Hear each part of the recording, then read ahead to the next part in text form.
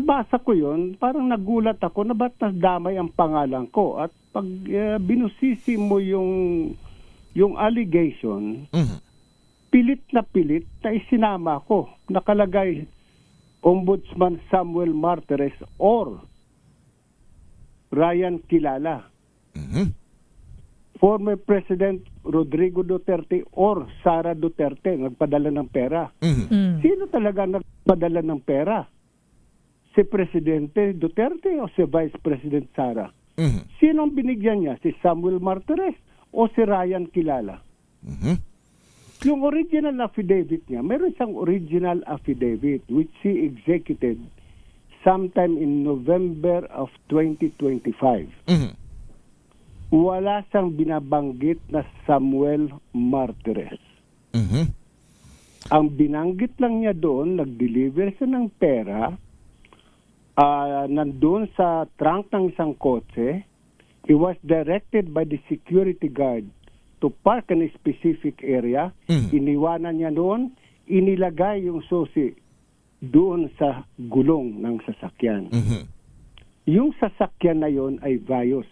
V-I-O-S. Vios ba yun? Vios. Vios. Toyota Vios. Opo. That was the original affidavit. Tapos nakita niya na pagkaalis niya, mayroong nagmaneho, inilabas yung Toyota Vios na yun sa ombudsman. Unang-una, walang parking area ang ombudsman para sa publiko. Okay. Wala kaming designated parking spaces doon. Pangalawa, at hanggang ngayon siguro, bawal pumarada sa harap ng building ng ombudsman. Yung sa harap sa looban. So paano siya papaparadahin ng gwardiya na ang nakakapasok lang sa loob ng compound ng ombudsman ay mga sasakyan na mayroong decal? O mga government officials katulad ng mga congressman or ambassadors. Walang sino man na pribadong individual na nakakapasok.